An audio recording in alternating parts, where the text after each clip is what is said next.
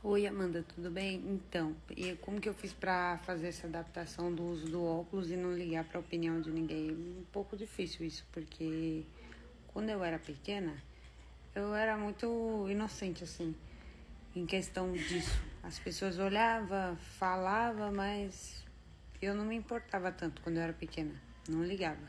Isso veio passar a me incomodar mais depois que eu passei a entender mais sobre as coisas, a ter noção mais de tudo.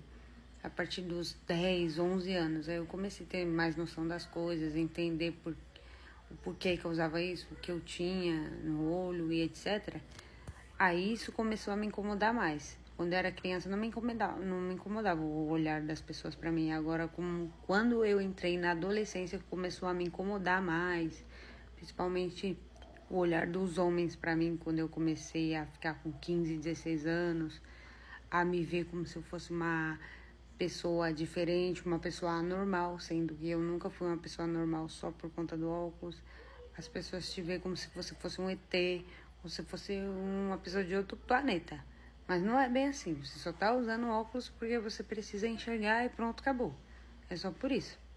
Mas, infelizmente, a opinião das pessoas, da sociedade em si, não é isso que eles pensam. Ele olha pra você, age como se você fosse anormal e fica olhando toda hora e isso incomoda a pessoa que tá usando óculos.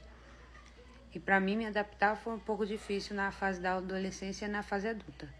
Que aí eu tive que ficar ouvindo várias pessoas falando que era feio o óculos, porque que eu usava aquilo, que era horroroso, que isso me deixava muito feio, que meu rosto ficava horroroso se eu continuasse usando, que preferia me ver sem óculos do que de óculos. Então a pessoa prefere te ver sem enxergar do que te ver feliz enxergando, entendeu? É muito difícil, muito complicado.